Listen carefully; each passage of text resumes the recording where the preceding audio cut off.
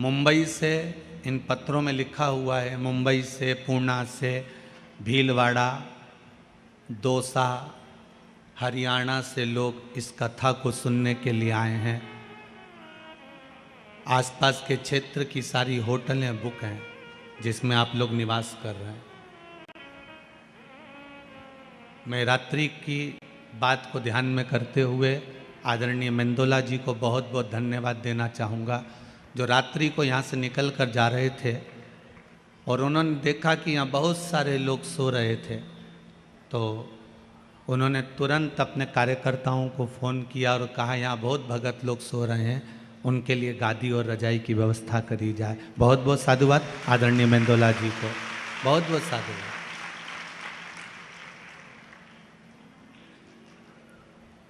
ऐसा विधायक भी जीवन में कम देखने को मिलता है। कहते हैं राजा जब निकले तो प्रजा की यही व्यवस्था देखने के लिए निकलना चाहिए कि उसको समस्या क्या है। और रात्रि के समय पर आप आए और यहाँ देखा और किसी होटल के रूम तक खुलवा दिए कि वहाँ जाकर आप बाथरूम वगैरह यूज़ कर लेना, इससे बढ़कर और क्या चाहिए। बहुत बहुत साधुवाद आदरणीय श्री रमेश जी मेंदोला जी को, बहुत बहुत साधुवाद। शिव कथा करवा रहे हैं, शिव कथा बाच रहे हैं और शिव कथा सुन रहे हैं। आप और हम तो केवल एक निमित्त है, निमित्त से ज्यादा और कुछ नहीं। जितनी देर बैठो शंकर को पाने का प्रयास करना। बाजार जाते हो तो बाजार में जाकर एक लक्ष्य बनाकर जाते हो कि मुझे ये चीज खरीदना है, मुझे ये कपड़ा लेकर आना है।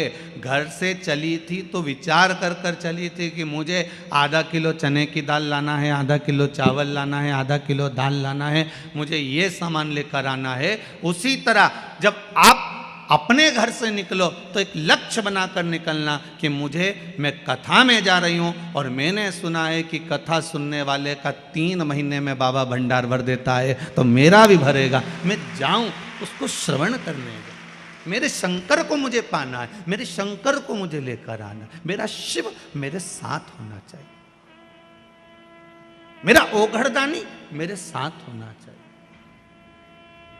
शंभो शरणे पड़ी मांगू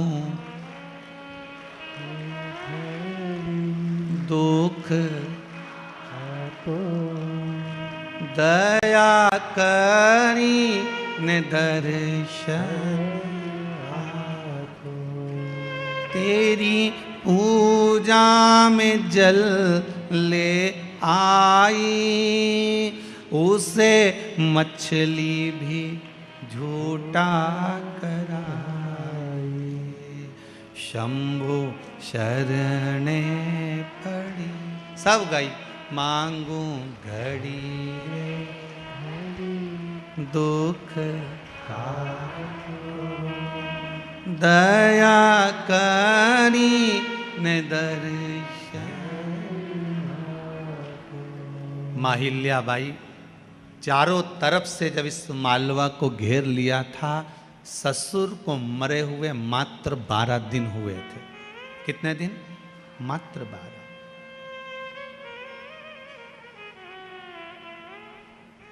केवल 12 दिन। अब जरा विचार करिएगा, 12 दिन मात्र ससुर को मरे हुए और मस्तिष्क पर कितनी चिंता होगी पति के जाने के बाद जब ससुर चला गया होगा। घर में कोई पुरुष का भाव नहीं था। श्री तुकोजी राव जी को जब बिठाया गया था तो ये दत्तक पुत्र थे, गोदी आए हुए।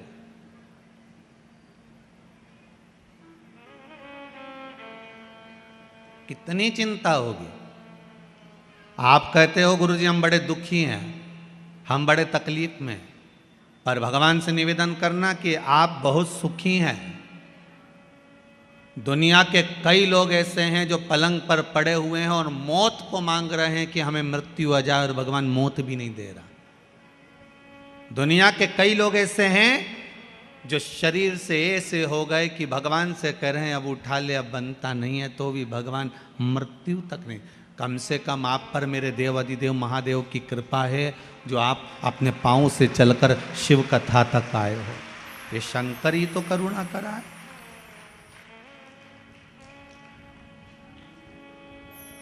शिव की करुणा नहीं तो और क्या है। इतना बड़ा डूम लगाया, वहां तक भर गए, यहां से लेके वहां तक भर गए।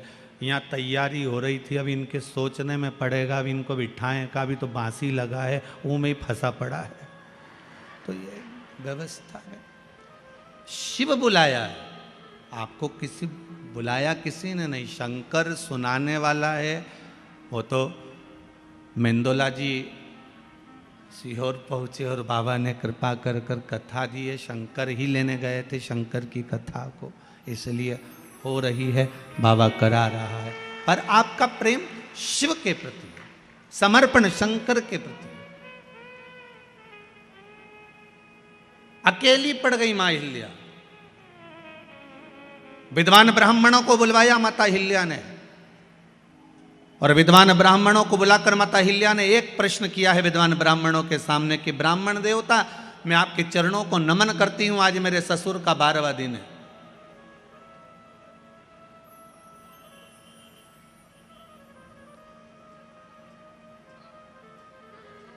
अब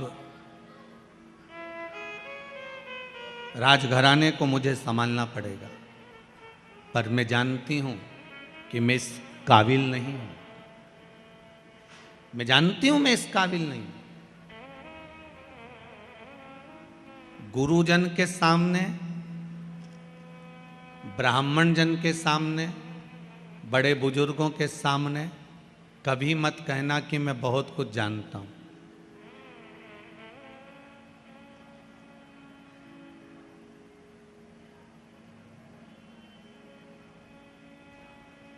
कभी मत कहना।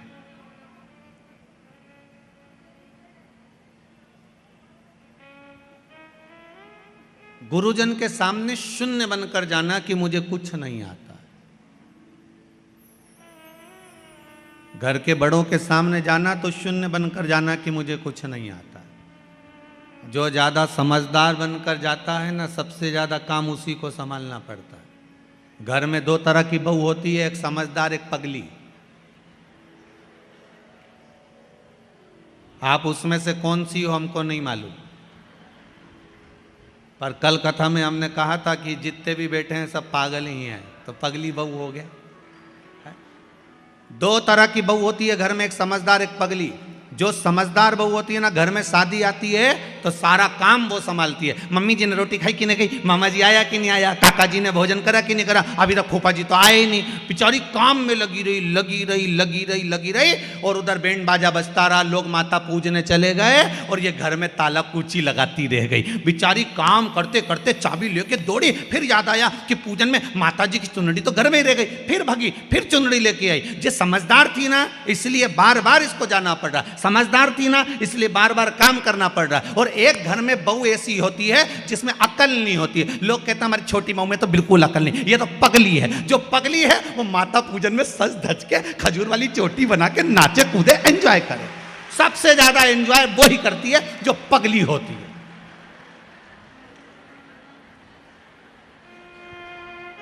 अब तुम कौन सी हो?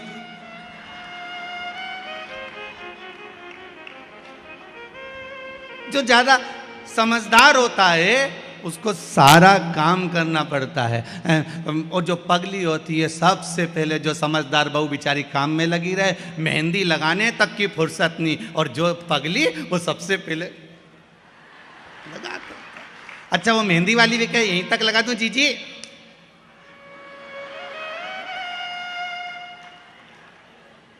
पगली। और पार्टी में भी सबसे पहले जाके पूरा स्टॉल निपटा दे, जितना स्टॉल लगा था नहीं सब। और इतने में 2 बहनों तो बात ही करे, बताओ जीजी देख तो तेरी छोटी बहू को तो देख कितनी खाने में लगी है। इतने में सास बोले मेरी बड़ी बहू बहुत समझदार बेचारी, दिन भर काम करी है, तो सही में पगली है, सब दूर खा रही। एक से नहीं पूछा कि तुम खाओगा, अब किससे पूछो? किससे पूछे?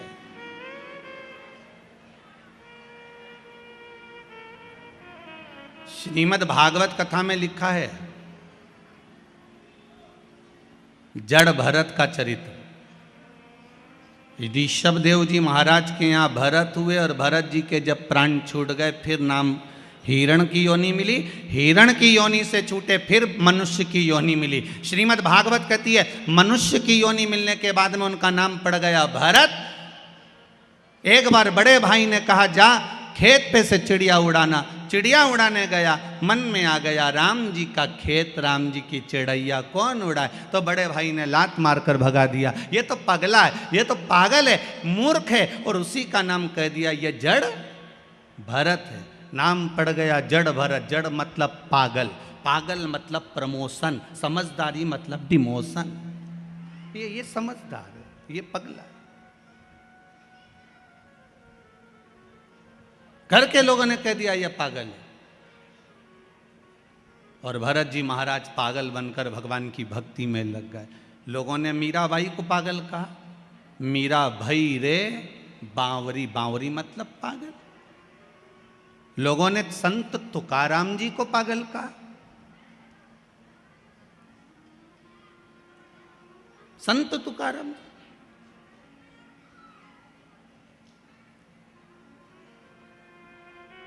संत नामदेव जी को लोगों ने पागल कहा। रामकृष्ण परमहंस जी को लोगों ने पागल कहा। रामकृष्ण परमहंस जी तो प्रवचन देने बैठते थे, और प्रवचन देते देते रामकृष्ण परमहंस जी प्रवचन देते देते देते देते देते याद आ जाती थी कि भजिया खाने जाना है, तो हजारों पब्लिक को छोड़कर घर में चले जाते और भजिया खा के आ जाते। स्वामी विवेकानंद जी ने पांव पड़कर कहा, गुरुदेव इतने लोग तुम्हें सुनने के लिए बैठे हैं, भजिया तो तुम बाद में भी खा सकते थे, ऐसी क्या जरूरत थी कि कथा छोड़कर तुम भजिया खाने गए। तो रामकृष्ण परमहंस जी ने कहा, स्वामी विवेकानंद जिस दिन मैं भजिया नहीं खाऊं उस दिन समझ लेना कि मैं निपट गया।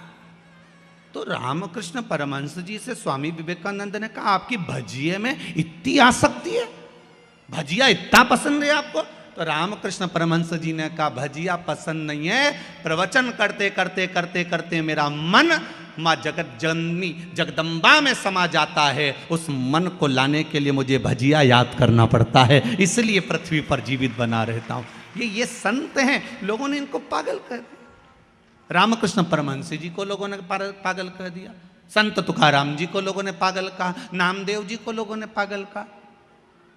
नामदेव जी के घर में लग गई आग, नामदेव जी ने दूसरा भी दरवाजा खोल दिया, अग्नि देवता से कहा इसमें भी घुस जाओ, जा आग लगा दो, कुर्सी रखी इसमें भी जला दो। गांव के लोग तो पानी डाल रहे और नामदेव जी आग लगा रहे। गांव के लोगों ने कहा, नामदेव जी हमने तुम्हारे लिए एक गादी, 2 कम्बल, 1 तकिया बचा लिया, ठंड का समय है, रात को सोओगे कैसे? नामदेव जी ने कहा कहाँ है? तो क्या ये रिया? गांव के लोगों से लेकर नामदेव जी ने कहा, लो अग्नि देवता तुम ही सो लो। और अग्नि देवता को दे दिया वो कम्बल गद्दा भी। गांव के लोगों ने कहा ये तो पगला है, बताओ इसके लिए बचा के रखा था, इसने और आग लगा दिया। गांव के सरपंच ने कहा, आज रात्रि को नामदेव को कोई कम्बल मत देना, कोई गादी मत देना, इसको ठंड में कांपने दो, पड़े रहने दो इसको। नामदेव जी महाराज रात को आम के पेड़ के नीचे ठंड में कुकड़ के पड़े हुए थे। इतने में भगवान को लगा कि मेरे नामदेव ने अग्नि में भी मेरा दर्शन करा है, मेरे नामदेव ने अग्नि में भी मुझे देखा है। तो तुरंत मेरे नारायण रात्रि को आए, नामदेव को गादी तकिया लगाकर मखवल के गादी पर तकिए पे सुलाकर चले गए और पूरे सुंदर झोपड़े का निर्माण कर दिया, सुंदर भवन का निर्माण कर दिया, बहुत सुंदर भवन का निर्माण करा। रात्रि के बाद में सुबह सुबह गांव के लोगों ने विचार करा, जरा चल के देखते हैं कि नामदेव की हालत क्या है, जिंदा है कि मर गया। जाके देखा तो नामदेव तो मखवल के गादी तकिया पे सो रहा है। सुंदर झोपड़ी बनी, इतनी सुंदर कि किसी ने देखी नहीं थी, इतनी सुंदर बनी। सारे गांव के लोगों ने कहा, नामदेव जी तुम्हारी ये झोपड़ी किसने बनाई? नामदेव जी बोले, पता नहीं, परंतु हमारा कोई रिश्तेदार आया होगा।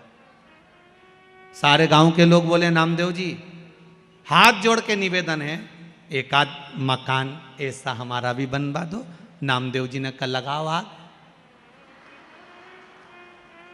अपना अपना घर में आग तो लगा, अभी बन के तैयार। तुम आग लगाओगे, मकान तैयार हो जाएगा।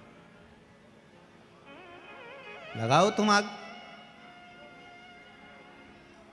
पागल का, संतों को पागल का, भगवंतों को पागल का, भक्तों को पागल का। यहां तक शास्त्र कहता है जितने कथा बाचने वाले ये भी पगले, और जो कथा करवाने वाले वो भी पागल, और जो सुनने वाले वो भी पागल। सब पागलों की गिनती में हो। समझदार तो वो हैं जो कथा में नहीं आए, 8 बजे से दुकान पे जाए, 11 बजे तक कमा कमा कमा कमा धर धर धर रखते जा, जोड़ जोड़ जोड़ जोड़, आखिरी में सब यहीं छोड़। इतना बड़ा फोटो टेबल पे और प्लास्टिक के फूल की माला, और वो भी पंखे में हवा में डोले, इससे ज्यादा कुछ। और पूरा जीवन बस कमाने में गवा दिया, पर राम नाम, कृष्ण नाम, शिव नाम कभी नहीं गाया। वो समझदार। और हमें भगवान भोलेनाथ जी से कह देना, हमको समझदार मत बनाना, हमें समझदार मत बनाओ, हमें तो आपकी भक्ति में, आपके भजन में, आपके स्मरण में हमें पागल बना कर रखो। हमें नहीं बनना समझ। हम आपकी भक्ति में डूबे रहे।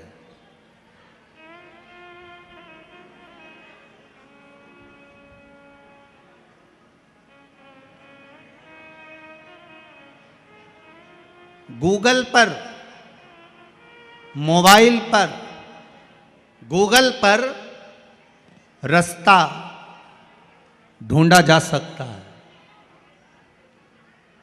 गूगल पर रास्ता ढूंढा जा सकता है, पर मोक्ष गूगल पर नहीं ढूंढ सकते। मोक्ष तो शिव महापुराण में ही ढूंढा जा सकता है। केवल ये मोक्ष शिव महापुराण में ही ढूंढा जा सकता है।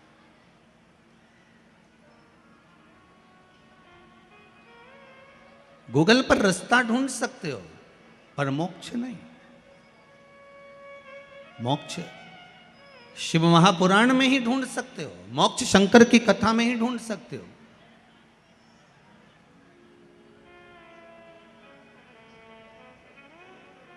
और मोक्ष ढूंढना है तो शंकर की शरणों में, शंकर के चरणों में जाकर, शंकर भगवान के चरणारविंद में पहुंचकर मोक्ष की प्राप्ति आप कर सकते हो, शिव के चरणों में जाकर। इसीलिए भगवान देव अधिदेव महादेव की प्रार्थना, देव अधिदेव महादेव से निवेदन, देव अधिदेव महादेव से विनती, ये सुख देने वाली। तेरी पूजा में दूध ले आई, उसे बछड़ा भी झूठा कराई। शंभु शरणे पड़ी, मांगू घड़ी रे घड़ी, दुख काटो दया करी ने दर्शन। भगवान से प्रार्थना कर सकते, उस शंभू से निवेदन कर सकते, फिर क्यों ना दे बाबा।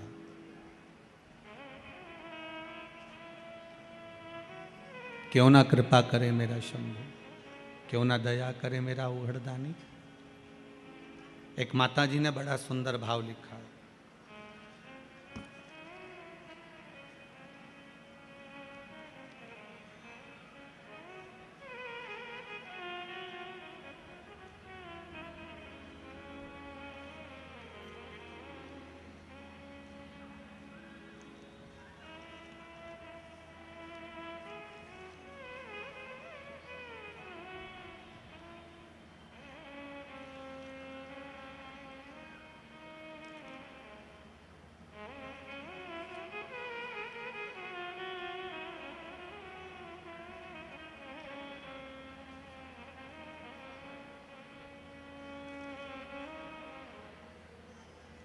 गुरुदेव, मेरा भतीजा जिसने लिखा है संगीता जी मौर्य हैं, ग्राम जसवाड़ी, जिला खंडवा से आई हुई है। आप ही हो? हाथ हिला दीजिए। आपने लिखा है मेरा भतीजा हमेशा तोतला ही बोलता था, उसकी वाणी कभी नहीं सुधरी थी, पर 2 सोमवार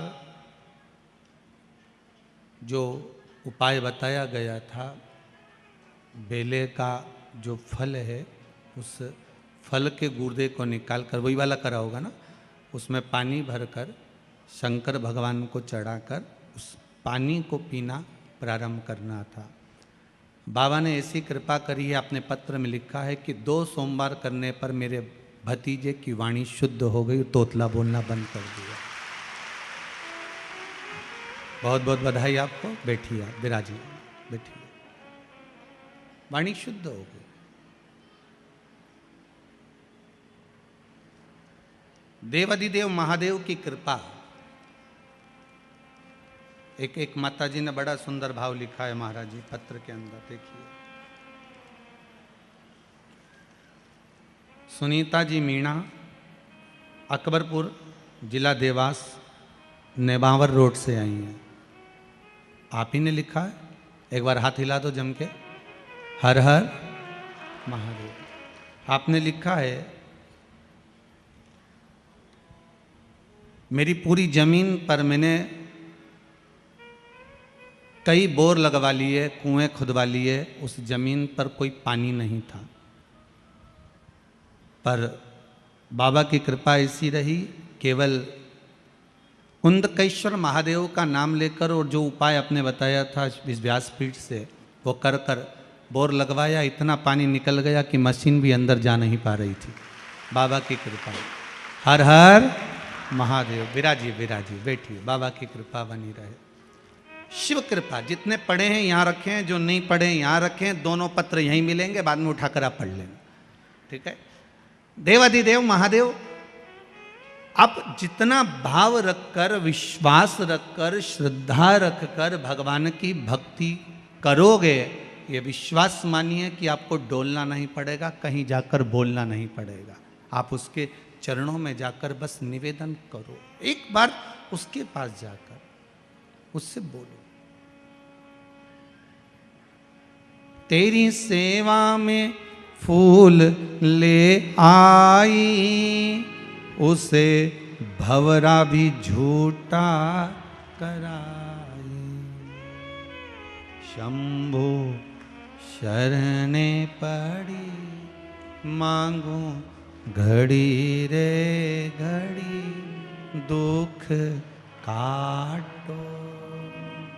दया करी ने दर्शन आपो।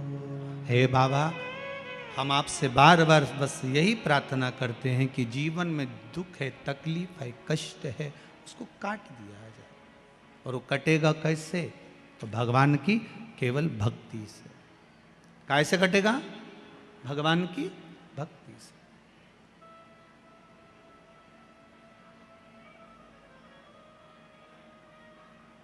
दुनिया के लोग जरा सी बात से आपको छोड़ देते हैं। थोड़ी सी बात हुई और दुनिया के लोगों ने आपको छोड़ दिया।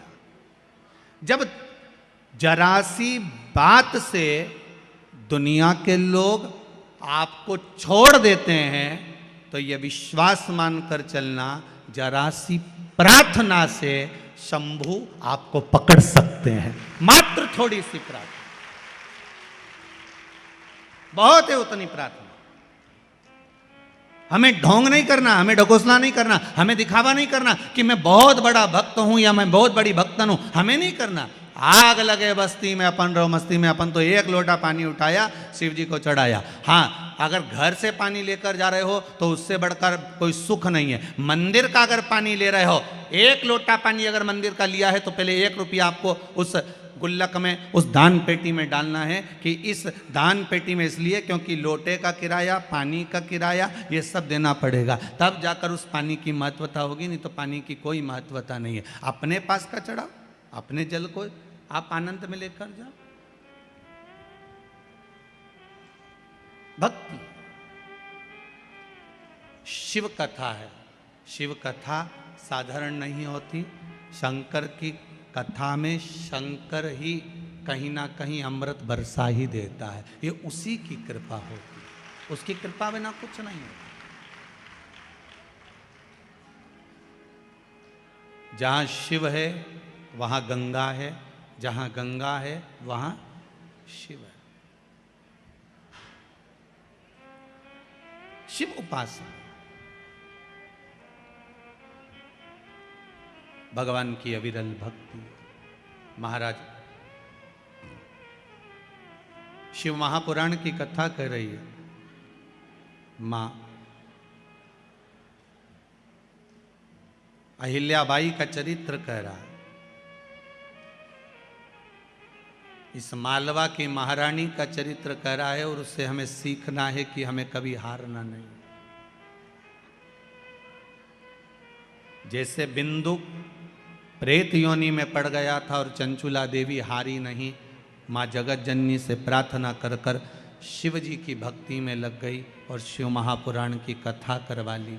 शंकर की कथा बाचने वाले तुमरुका जी को बुला लिया। तुमरुका जी ने जब कथा कहना प्रारंभ करी तो उसमें तुमरुका जी ने विश्वास की कथा करी। विश्वास की कथा,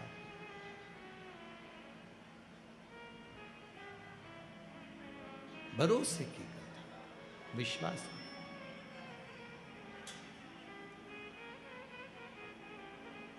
और वो विश्वास तुमरुका जी ने जगाया चंचुला देवी के हृदय में।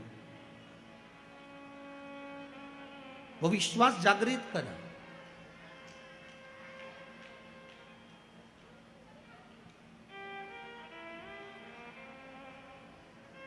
एक बात बहुत अच्छे से ध्यान करना, अभी जब कथा चालू नहीं हुई थी 2 दिन पहले तक इंदौर का माहौल बहुत गर्म था। सूरज की किरणें बड़ी तपा रही थी, गर्मी भी भरपूर थी। पर बाबा की जब कथा चालू हुई है कल से, आपको ऐसा महसूस होगा जैसे कैलाश धाम में बैठकर कथा श्रवण कर रहे हैं।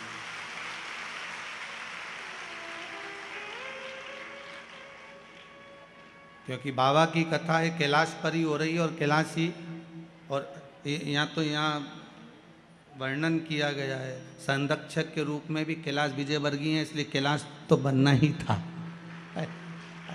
तो बाबा की कृपा, अभी तो कुछ हुआ नहीं, अब थोड़ी देर बाद हो सकता है बाबा कृपा कर दे 2-4 बूंद गंगा जी की भी टपका दे, तो कोई भरोसा नहीं हो। आ गई क्या बस, तो फिर तो वो तो बाबा के हाथ में है। बाबा करने वाला और बाबा कराने वाला, उसके सिवा कुछ नहीं।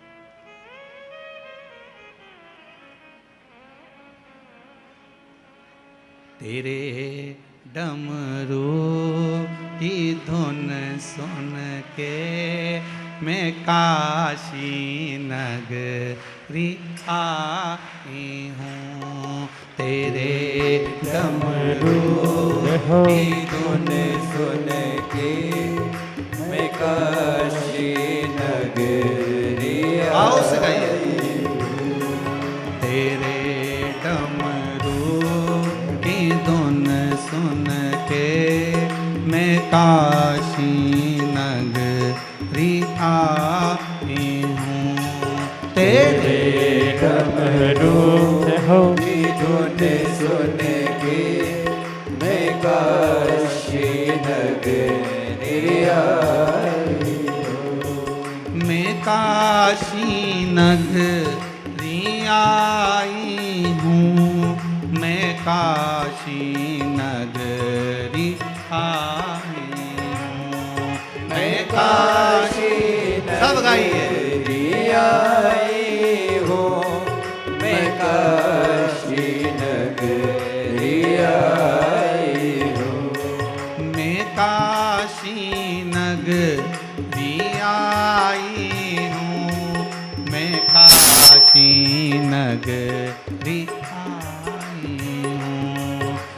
काशी नगरी आई हूँ, मैं काशी नगरी आई हूँ। मेरे भोले हो बम बोले, मैं काशी नगरी आई हूँ। मेरे भोले ओ बम भोले, मैं काशी नगरी आई